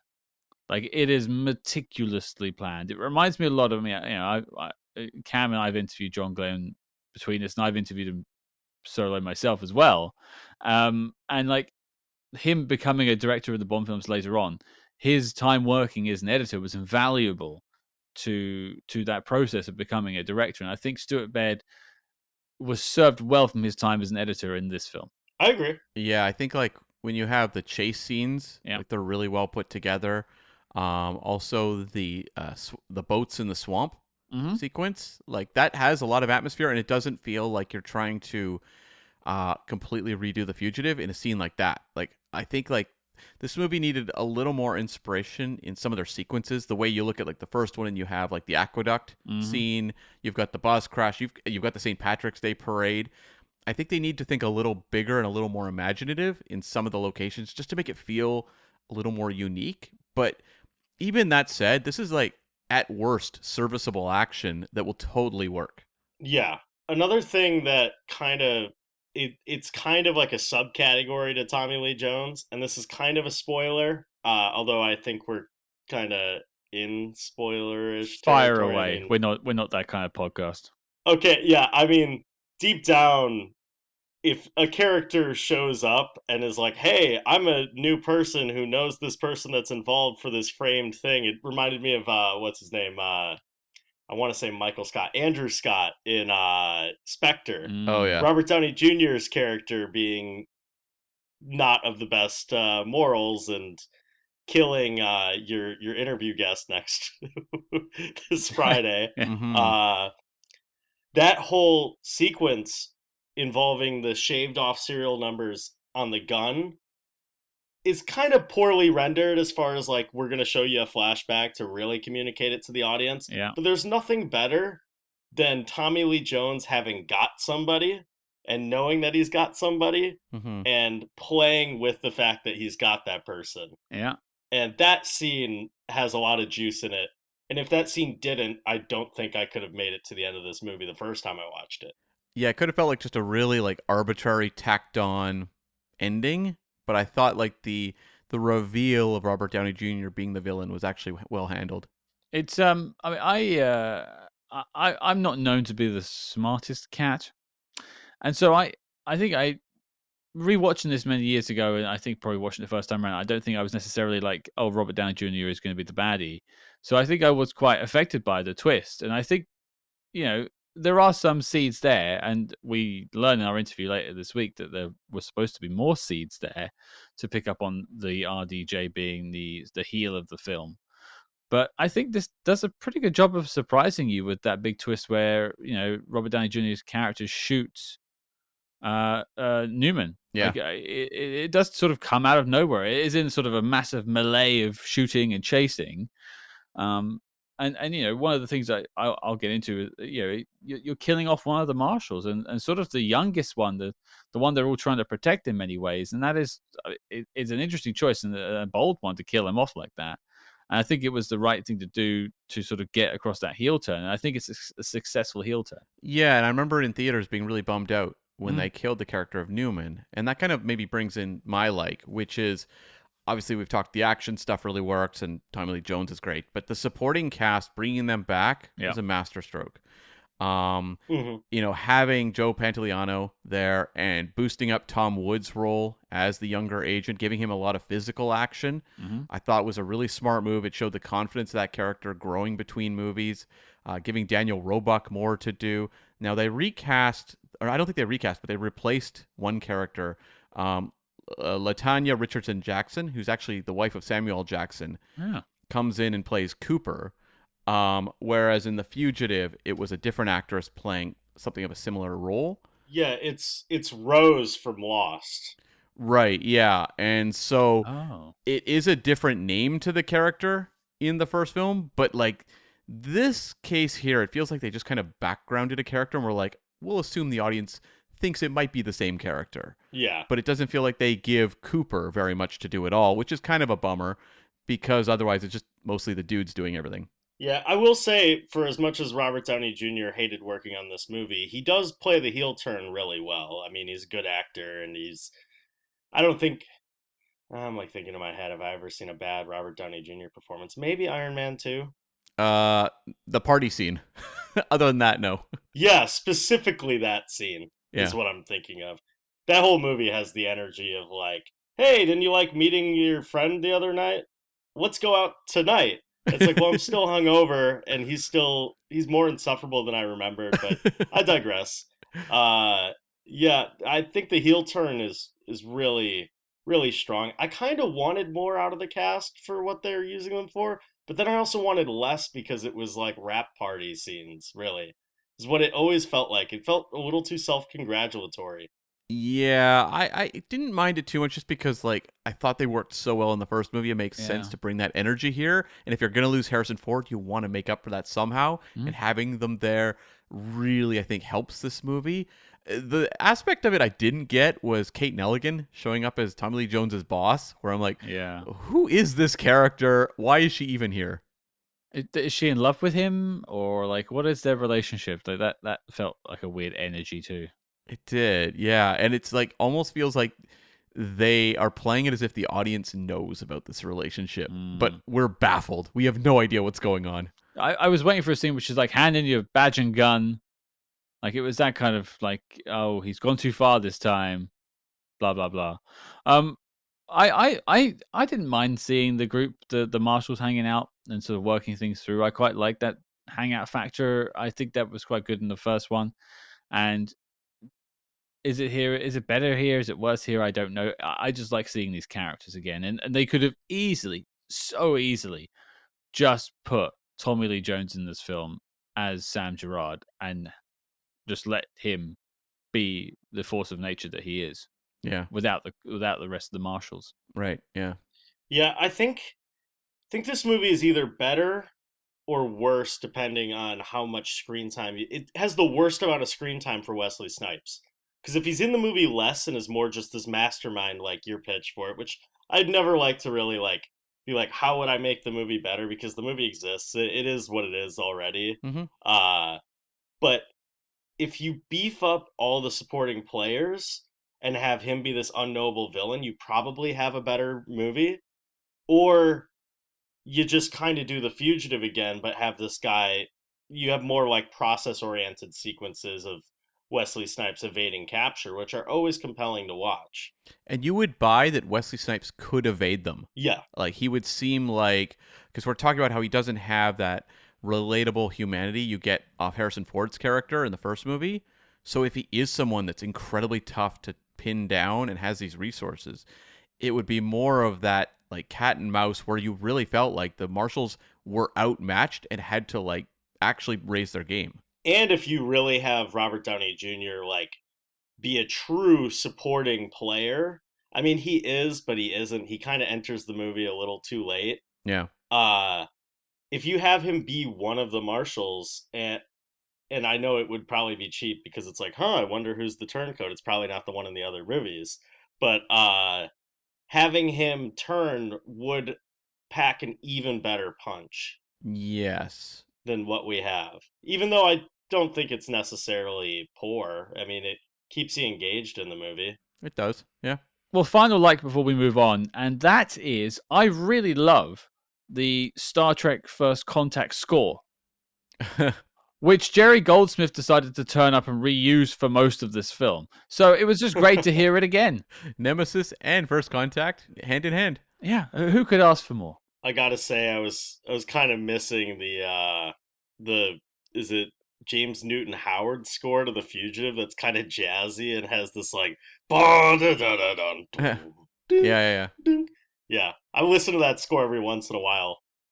I mean, you've got Jerry Goldsmith, so you know you're in good hands. But it's a really unfortunate thing because if you put this and the First Contact score next to each other, it's a lot of the same music, and it's like he really hasn't put much into this one. It's like Michael Giacchino on Doctor Strange versus Star Trek. Yeah, it's not First Contact. It's Second Contact. Oh.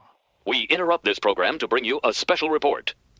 Red Alert Spy Hards, we are shaking things up over on the Patreon page. That's right, we are launching an exclusive new show where we tackle the exploits of the small screen's greatest secret agents, like Jack Bauer, George Smiley, and beyond.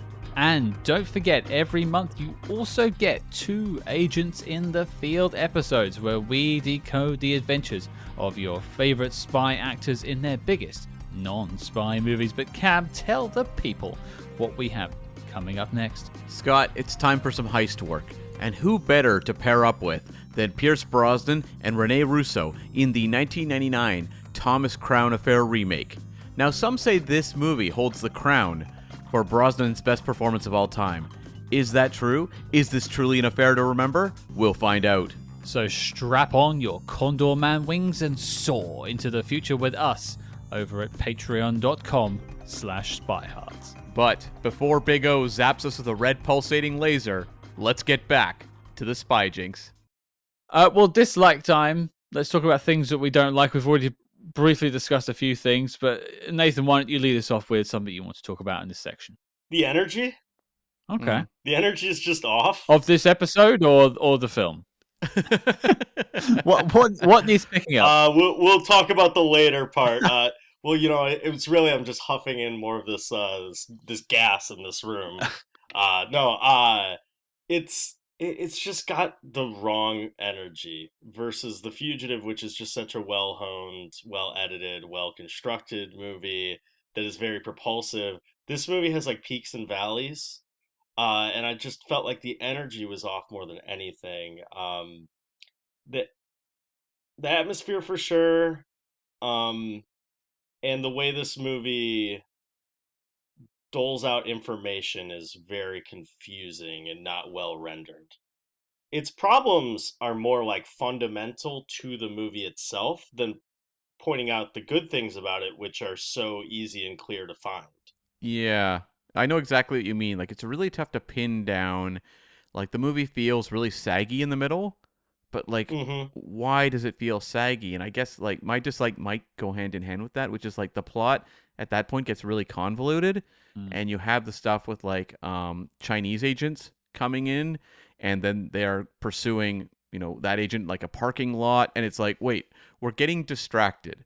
It's like, the Harrison Ford on the run, you did have a little bit of a diversion where there was the guy who broke out with Harrison Ford that they capture at the house. But that's turned into a character moment to establish Tommy Lee Jones's character, right? Where he says, I don't bargain. And so you're like, okay, I understand who this guy is and why he's that much more intimidating chasing Harrison Ford. Here, what do we really learn from this whole subplot of the Chinese agent, like, getting involved in the plot? It makes things more confusing. I guess they're trying to introduce tension by having that character also hunt Wesley Snipes, because there's a point where he's on a rooftop in the graveyard shooting at him, and somehow missing inexplicably. Like that one's really, really damning that he's missing Wesley Snipes up there. But like it gets complicated, and because things get more complicated, the pace really, I think, suffers for that. Another thing that I kind of dialed in on while you're saying this is the fact that the fugitive sticks to Chicago and keeps with it all the way to the end really works because it feels more confined. You feel like the walls are closing in on Kimball. You don't really feel the walls closing in. You always feel like there's like an escape hatch in the walls that Wesley Snipes can climb out of. And you really wish the walls would close in on him a little bit more, because then you could get to know him a little better. Well, I think that actually sort of it kind of goes in the other way, in the sense of there's almost too much land in U.S. Marshals. Like they're in the bayou at one point, and then they're running around the city and graveyards and plains and all sorts of stuff. They've obviously increased their scope and wanting to do more with the sequel, but at the same time, it kind of hurts the film because you don't feel like it's like one man up against it. He's able to like get across the country with ease. Yeah, and you also have his girlfriend, Irène Jacob, showing up to like save him multiple times. Yeah. And yet like they never bother to like stop her. Or really get into like why she's believing him when there's law enforcement saying that he is what he is. Like, or like no like moment where she has to stop and really think about what's happening. She just is instantly on his side without any thought. Which, a lot of people are like, hey, ride or die, let's do it. But is that what we would do as humans? Well, like, what can you tell me about her character? She likes lingerie. She works at Starbucks. She's a ride or die. Yeah. I mean, actually, to be fair, this is all ticks and ticks and ticks on my list of people I like. So, free coffee. Yeah, that's my Tinder profile. Yeah, free coffee, lingerie, and ride or die, and I'm yours. Swipe right, baby. Well, it's like Irène Jacob was coming off of Krzysztof Kieslowski's Red, which was the third part of his Three Colors trilogy, which is like one of the greatest films of all time. That trilogy is unbelievable. And she is an incredibly accomplished international actress. And then dropping her into her, I think this was her American debut, and she didn't work in American films very long after this. You just feel like they're giving her more screen time because she's kind of a big deal and maybe a crossover talent. But there's a reason I think she didn't stick around. She's probably like, why am I playing roles like this? Certainly not much in it for an actor of what you tell me is sort of her caliber. Yeah. I mean, there's maybe a better version of the movie where she turncoats on him, because at least you feel the walls closing in on him. Or he sells her out. Yeah. Like, a spy will do anything to get the mission done. Maybe he like sets her up and then uses her and then just sort of moves on. Yeah. It's and I said that earlier. Like it's frustration is what I think about with this film, is of what all the sort of positive energy that went in from Fugitive into this, and all the chemistry they had in that film, and the propulsiveness. Like you could have done a lot with the characters that you had, and such a broad canvas you could have done. Like, okay, you want to have a fugitive, that's fine, and it's contained within the United States. Okay, that's fine. There's so much you can do, and yet we end up doing a lot of the same stuff, and it just feels like, I don't know. If you had such a bigger, like, wanted to have a bigger scope, you just felt like there was more there. There was more on the table they could have done. But I'll go to my dislike, and that is, much as I enjoyed the Robert Downey Jr. twist, Yeah, I think the entire character is pointless. Well, Mm-hmm. What did he want all along? To cover up the crimes. He wanted to kill Wesley Snipes because Wesley Snipes is the only person that could sort of prove he was the one selling secrets. But it doesn't feel as clean. You look at the villain of the first movie, where Andreas Katsoulas, yeah.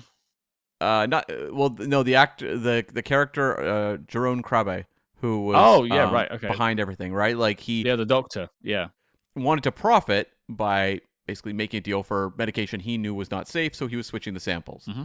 And you have Harrison Ford saying, "You switch the samples," and it like all makes sense as to what that character wanted, and it's very clean. I'm gonna bump up on the like it all makes sense as far as that. That's like the portion of the Fugitive that I'm like, yeah, I'm a little bit more skeptical on, even though it all Ooh. works. Like it all works. It's all like a part of its own puzzle. But once you're like, Harrison Ford, why are you trusting this guy? He's got a European accent.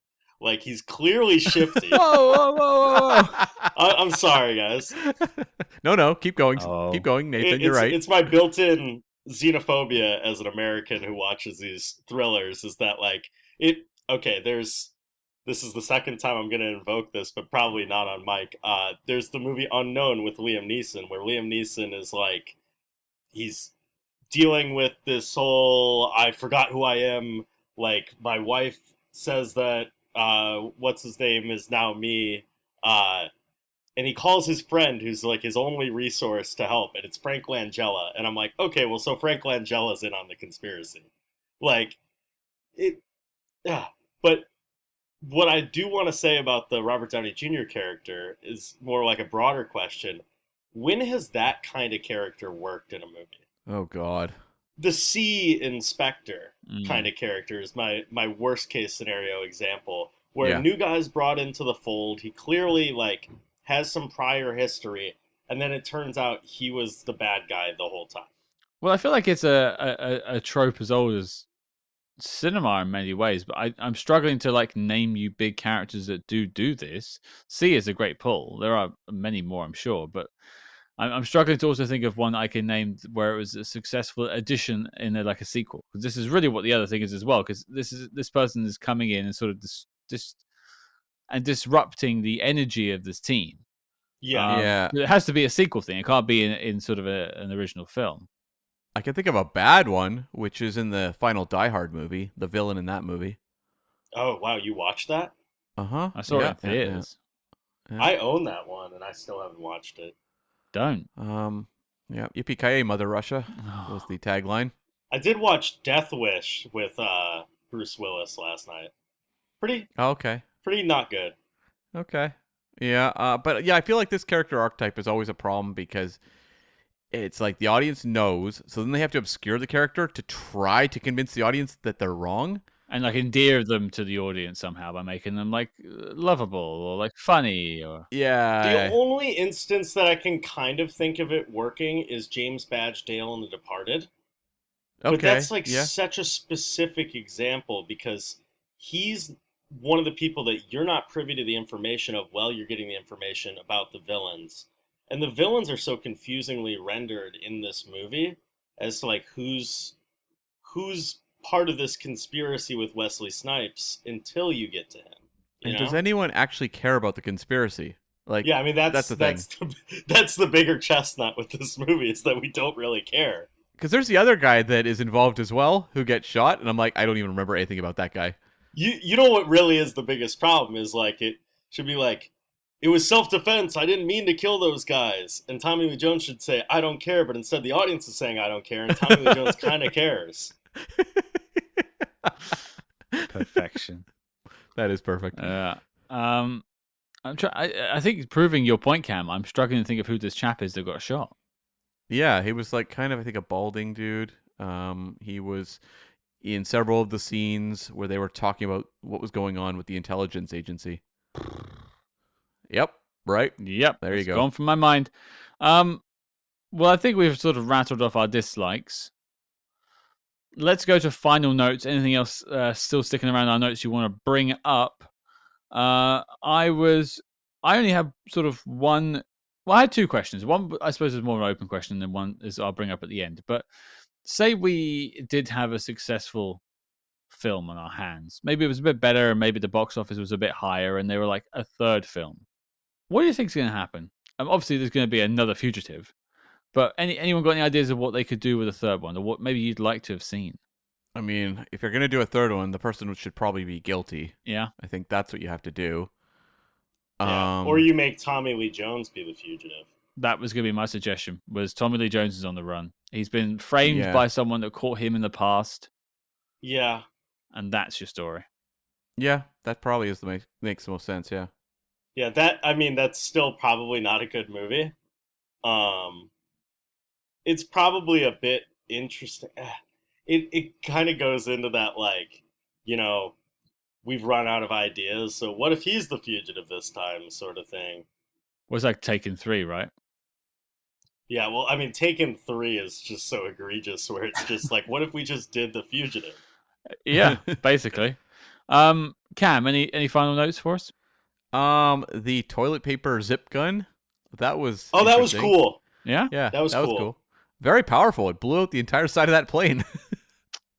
I mean, it was kind of like the Goldfinger effect with the plane there. Like everyone's getting destroyed when that slight hole is opened in the side of the plane. So, I think my big note now is maybe Stuart Baird only works if he has a movie set on a plane. I mean, executive decision worked, so it makes sense that he would do this. That sequence in Casino Royale is like awesome. It is. I was going to ask you guys, what did you think of the escape that Wesley Snipes makes where he like swings from a cable onto the top of a train? It's certainly something. It's an impressive stunt. It's very big. It feels like, I think this movie often goes a little too overblown. It gets too big, and a stunt like that feels too big. Yeah. It's just like, okay, he's a superhero. It does feel like Spider-Man lands on the roof or something like that of the train, but I could also kind of see a world where Bond would do this. Yeah, but Bond is also really big. Like it's very big as opposed to something like this, which is supposed to have like a bit of a grounded reality to it.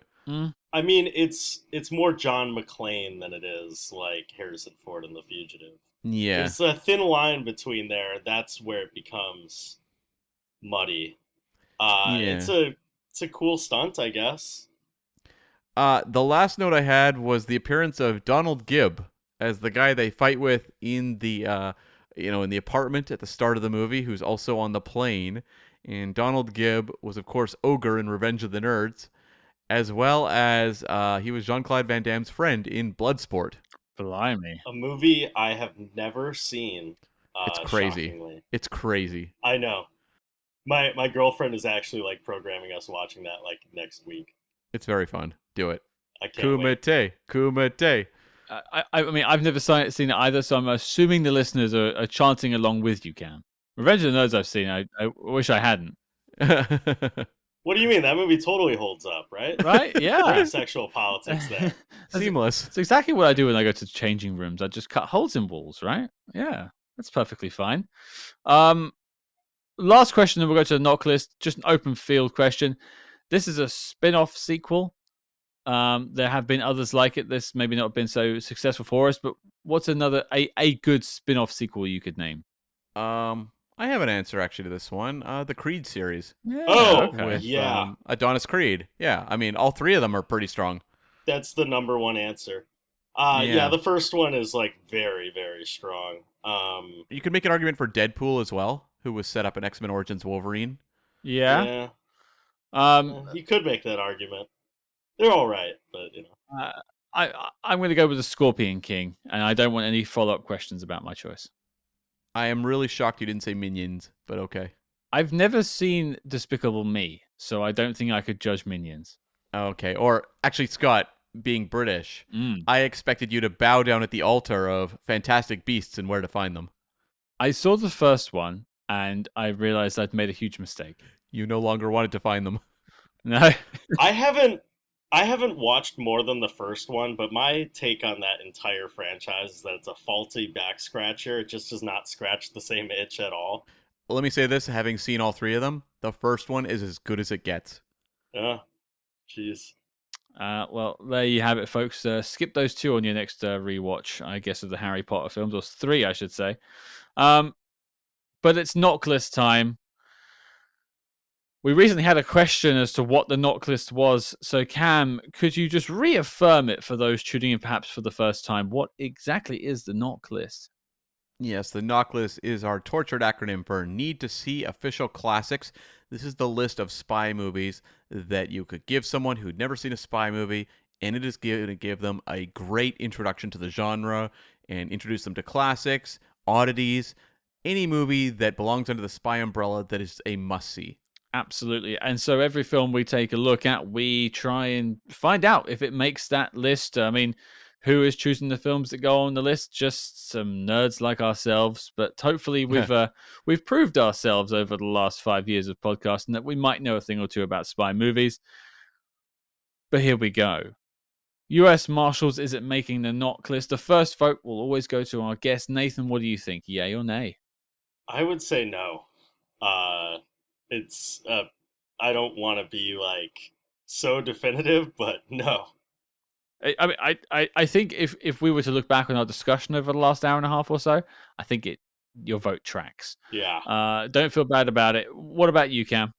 Yeah, it's a no. I don't think this is a particularly strong sequel, and so it wouldn't even make my sequel knock list. It's certainly not going to make my spy movie knock list, considering the spy elements are some of the biggest problems with the movie. Yeah. If you're excluding superhero movies, it might be one of the best spin-off sequels. I was looking at like a complete list right now, and someone suggested Hobbs and Shaw. I'm not quite sure that's a good pick. Uh-huh. Does Rogue One count? Like, that's Yeah. a good one. Rogue One would count. That's a pretty good film. And Yeah. then you've got like Yeah. Solo to sort of balance it against, which isn't. Yeah. I have a weird one that would kind of count. Go on. Have y'all ever seen Midnight Run? Yeah. Are you guys familiar with Philip Baker Hall's character in Midnight Run and his relation to the movie Hard Eight? No. It's been quite a while for me since I've seen Midnight Run.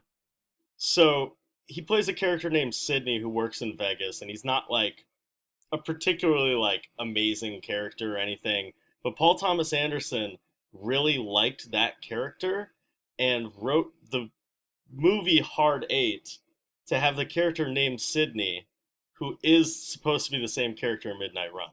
Oh, interesting. I really liked Hard Eight, but I need to revisit Midnight Run because it's a very beloved movie. But I watched it when I was like, Midnight Run's a masterpiece. yeah, I haven't seen it since I was like 18.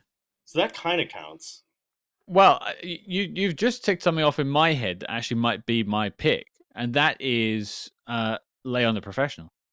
Oh, right, yeah, where Leon was set up in La Femme Nikita, yeah. Okay, yeah, I've still never seen La Femme Nikita, but I'm gonna have to watch it. The character has got a different name, but the Jean Reno character is in both. It's got a different name, but it like he even dresses the same and does the same job. It's like it basically is a sort of sequel. Do we count Collateral as a spin-off to Transporter because Frank Martin delivers the package at the beginning of Collateral? No, that's a stretch. Well, I mean, there's already 2 votes, so it's not making the knock list. I will just say I had higher hopes. Well, I had high hopes for this film, and I think despite it having some good moments and some good performances, it just doesn't reach the bar. Not even like the Fugitive bar, but just the bar that really it should have reached. For the sum of its parts should have got it there, and it just doesn't get there. I don't know if that's the script. I don't know if that's direction. I don't know if that is performances. But when it all comes together, it just is lacking. Yeah, agreed. 3 no's. US Marshals is not making the knock list. The dossier on the film is complete and filed as classified. Nathan, this was your 4th visit and the 4th miss on the knock list. Hey, I tried my best to get Bourne Ultimatum in. You did. And we still get hate mail about that to this day. Yeah, as you should. I think I tried to get Ultimatum on as well. It was a 2-2, and I feel like I was in favor of it. Yeah, I think you 2 were 4. I think Aaron was on that episode because we had 4 people. Yeah, it was me and Aaron against you 2. By the way, folks, for those not keeping score, Aaron and Nathan host the Impodible podcast looking at Mission Impossible. Yes. Pretty defunct right now at this point, but it might come back. There's a final reckoning happening this year, you know? Yeah. It's just it's a lot to schedule. Yeah, I feel you there. Yeah, but there's always hope for the fifth. That's right. Yeah. Fifth time's a charm, perhaps. But Nathan, obviously you said Impodible is a bit defunct at the moment, but it can always resurrect itself. I think it did for what was the last one? Dead Reckoning. That was what it was called. Dead Reckoning Part 1. Yeah, no, I mean, all of the episodes are currently available. We have a lot of great interviews on there. You can find it on iTunes, Spotify, wherever you get your podcasts. It's Mission Impodible, IMPODIBLE. You can also find me on oneofus.net, where you will hear me review a ton of different movies. Trying to think of what would be the most recent. Maybe Carry On or The Brutalist. Mm. Okay. Been watching a lot of movies for One of Us. I single-handedly will get on a lot of reviews that even the head of the site did not want on there, like Carry On or Juror Number 2, or just bangers. You can also find me on Twitter or X at Nathan Flynn, NATHANFLYNN. I can't believe I got that handle before anybody else did. And you can find me on Letterboxd under Nathan is Dapper if you just want to see what the fuck I'm watching this week, because I'm never not watching a million things. What deranged things you've had on this week? Yeah, I think just for posterity, I think I should read off the last 4 movies I watched. Go for it. Which are Oliver Stone's Savages. Oh, God. Death Wish 2018. Oh. Hangman, which is a Seven knockoff, starring Al Pacino in his sleepiest cop performance, beating out insomnia somehow. Huh. And then The Drop, the Dennis Lehane action film where Tom Hardy sounds like a cartoon cat voiced by Adam Sandler. Good movie, though. Good movie, but he does sound like that. He does, yes. He does. He makes choices with his voice, as Tom Hardy is wont to do. It's a drop paw. Anyways. Well, there'll be links to all those in the show notes below. You can go and find Nathan at all those wonderful places, and also maybe Twitter. Thank you for coming back on. It's been a long time. You've been here since the beginning for us. Like I think you were like our 3rd or 4th guest on the show, so it's always great to have you back. Yeah, you keep saying 5 years, and that's insane to even think about. It is. I don't know that I've even come that far in 5 years, but it is interesting to see where you guys are at, especially when you guys are able to be like, oh yeah, I did interview Andrew Davis, or I did interview John Glenn. Like, that's awesome, guys. I should probably listen to the Andrew Davis interview because I do love that man. It's a great one. He's a great storyteller. You can tell he made some good stuff. And I mean, I thank you for saying that. I mean, I had hair when this show started. I barely had hair, to be fair. I was holding on to the last vestiges. Hey, Jason Statham had hair when he started acting, and he's only gotten better. And I don't actually mean that facetiously. I just wish I looked as good in a Speedo as he does. Yeah. We can't all be the Mechanic Resurrection. I've tried. Lord knows. But yeah, thank you for coming back. And, that mechanic gave up. Well, yeah, I don't think the mechanic's coming back for another round. But Nathan, thank you, and we'll see you next time. Yeah, catch y'all next time. There you go, folks. That was our chat about U.S. Marshals. Thank you once again to our guest, Nathan Flynn. You can find out details how to get hold of him in the links below. An interesting film, though. It was an interesting film to break apart, and a rare one, because there won't be a follow-up to this. That's the end of the road. No, but we did tackle The Fugitive on the Patreon. Hint, hint, nudge, nudge, wink, wink. That's a rare Cam doing a Patreon plug. It usually falls to me to do the hard sell. So, it's nice to hear. That's true. Yeah. That means we desperately want you now. It's like Cam's even desperate for it. Richard Kimball's on the run, and you can only find him on the Spy Hearts Patreon. Well, that'll sell some tickets. Well, but the journey of U.S. Marshals doesn't end for us right now, though, does it? No, it doesn't. We have an interview at the end of this week with actor Tom Wood, who portrays Newman in not only the movie U.S. Marshals, but also The Fugitive. Yeah, Tom's gone on the record before about The Fugitive in the past, because let's all agree that that's the better known film out of this sort of duology. But yeah, when we contacted him about talking about US Marshals, he sort of jumped at the chance because he's never really got to speak about that film and his experiences, and we definitely get into that. And there's some raw details in there too. So I'd urge you all to tune in on Friday to hear it from a man that was there on the ground for US Marshals, Mr. Tom Wood, joining us Friday. That's right. But next week, Cam, now that's an interesting question. Scott, we're going to have a little mischief. Scott and I are going to be tackling, at last, a Star Trek film. Which Star Trek film, you ask? Probably not the one you might expect. We are actually going to be looking at the brand new streaming film, Star Trek Section 31, starring Michelle Yeoh, which is going to be debuting on Paramount+. Yeah, it's pitched as Star Trek meets Mission Impossible. Will it be a good film? Maybe that's the true Mission Impossible. Cam and I have been observing the production of this film for what feels like years. So it's going to be interesting to finally talk about it. And, it's not like we're just trying to shoehorn a Star Trek film in here. This is a Star Trek spy film, as legit as you're going to get. That's right, yeah. And we might have a few surprises in store for next week as well to watch out for. And as it stands right now, tentatively, I'm also myself attending the premiere of the film with Michelle Yeoh. She's not coming as my guest, but one would hope. But yeah, so I'll have some stories from the red carpet, I suppose, and I'll tell you how that goes. A bit of a rare one for me to actually leave the house. But yeah, I'm cautiously optimistic about this one. Yeah, I think this will be a fun experience to hear about, and and I'll be able to perhaps offer something up myself. So, yeah. Well, set your phasers to fun, and join us next week as we take a look at Star Trek Section 31 on Paramount+. I think it's coming out the Friday before we're dropping the review, so you'll have a couple of days. Actually, the same day Tom Wood comes out, you'll be able to watch this film on Paramount+, so you can tune into it before we do the review, so there'll be no spoilers as well.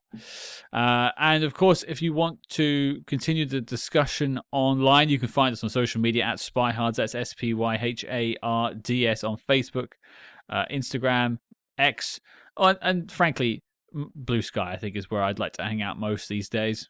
That's right, because it's optimistic sounding. Blue Sky. I mean, who doesn't want a blue sky? No, you'll mostly find me on Blue Sky nowadays. I'm still posting everywhere else, and I try to respond to most comments whenever I can, but Blue Sky is where I'm mostly hanging out. Social media's become a bit tricky nowadays. I've got so many minutes of the day on hand to do this sort of stuff, so I mean, the best places to reach out to us really is through the Patreon as well. I didn't talk about that before, but patreon.com/spyhards. If you want to talk to us about spy films, as well as getting all the bonus episodes, over 100 bonus episodes over there, you can find us at patreon.com/spyhards and talk to us directly about spyhards. We have about spy movies and spyhards. We have a dedicated chat group on there as well. We're thinking about opening a Discord specifically for the patrons. So yeah, we're looking at all those kinds of things over there. So if you really want to talk to us, that's the best way to get through. That's right. And who wouldn't want to talk to us? Well, that's a good question, Cam. One I don't want to answer. But until next week, folks, I really want to know, how do you like your chicken? Regular or extra crispy?